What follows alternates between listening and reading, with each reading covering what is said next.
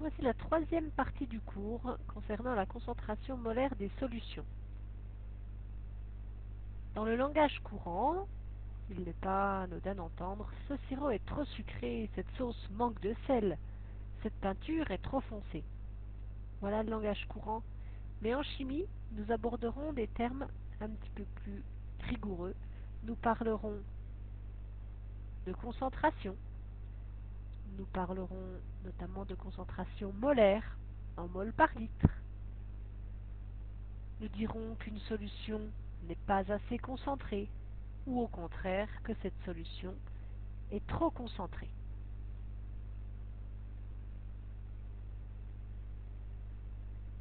Si l'on prend une fiole jaugée, que l'on met à l'intérieur un liquide, nous prenons ici un liquide coloré, qui pourrait être par exemple du sulfate de cuivre, et nous rajouterons de l'eau. Dans ce premier cas, il y a peu de liquide au départ, nous allons rajouter de l'eau.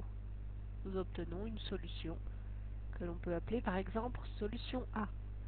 Nous voyons que la couleur est beaucoup moins foncée par rapport à la solution de départ. Dans ce deuxième cas, nous prenons une solution de départ qui est la même, mais nous en prenons davantage. Et nous rajoutons de l'eau, comme précédemment, jusqu'au trait de jauge de la fiole jaugée. Nous obtenons une solution B, qui a une couleur un petit peu plus foncée que la solution A. Nous dirons que la solution A est moins concentrée que la solution B. C'est exactement ce qu'il se passe lorsque vous ajoutez plus ou moins d'eau à votre sirop.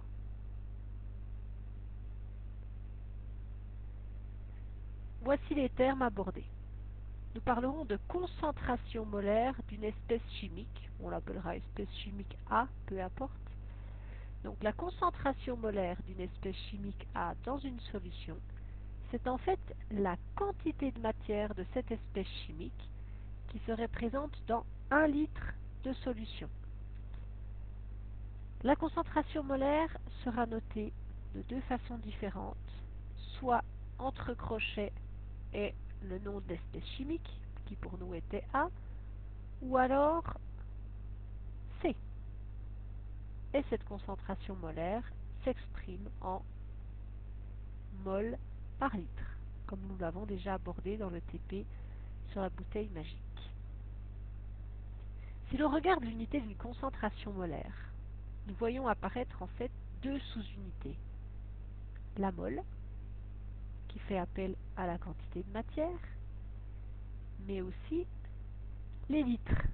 Donc nous voyons aisément que cette concentration molaire, ça va en fait être un lien entre quantité de matière et volume. La formule qu'il faudra retenir, c'est C égale N sur V. Évidemment, comme toute formule, il faut la retenir avec les unités. Nous avons la quantité de matière en mol. Nous avons la concentration molaire en mol par litre et le volume en litres. Donc bien retenir et apprendre évidemment cette formule C égale N sur V avec ses unités.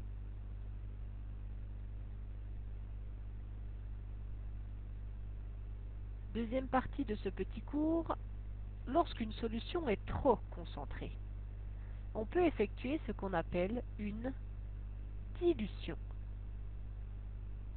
Qu'est-ce que c'est qu'une dilution?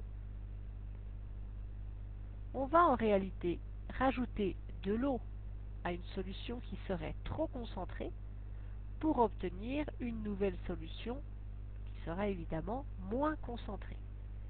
Alors on ne parlera pas de solution trop concentrée, solution moins concentrée, mais on parlera, pour la solution qui est trop concentrée au départ, on parlera de solution mère.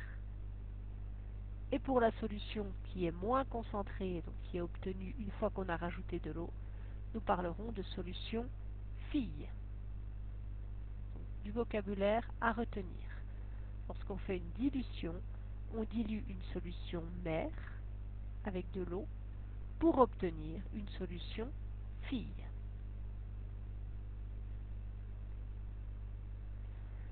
Au niveau de la réalisation pratique, on prélève un petit volume. Alors il faudra le prélever précisément.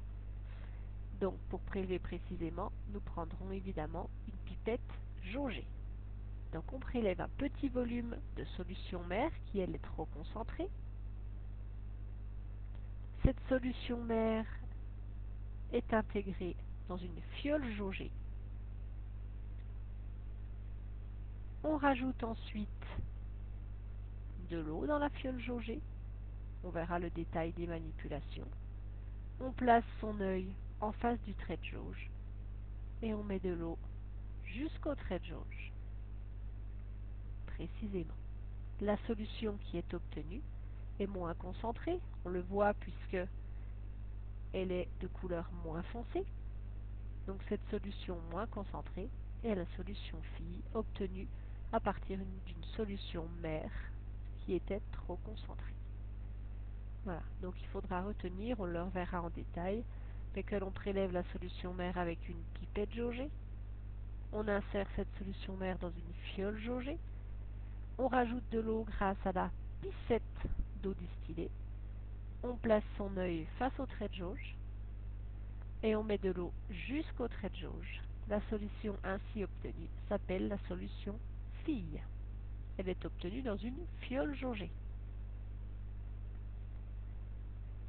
Lorsque l'on fait une dilution, on peut appliquer la formule concentration mère fois volume mère égale concentration fille fois volume fille.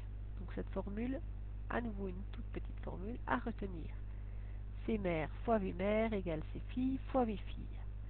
Les deux concentrations, C mère, C fille, devront être mises en mol par litre et les volumes V mère, V fille devront être mis en litres.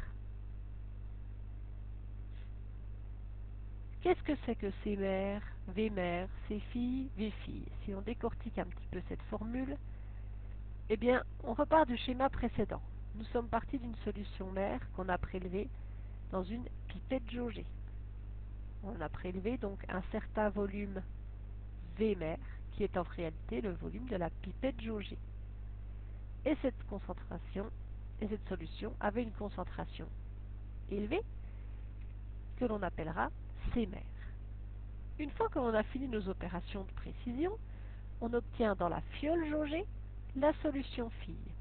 Donc cette solution fille, on en obtient un volume V fille, qui est en fait le volume de la fiole jaugée, et on en obtient avec une certaine concentration qui est plus faible que celle de départ, évidemment, puisqu'on a fait une dilution. Cette concentration finale s'appelle C fille, c'est la concentration de la solution fille obtenue.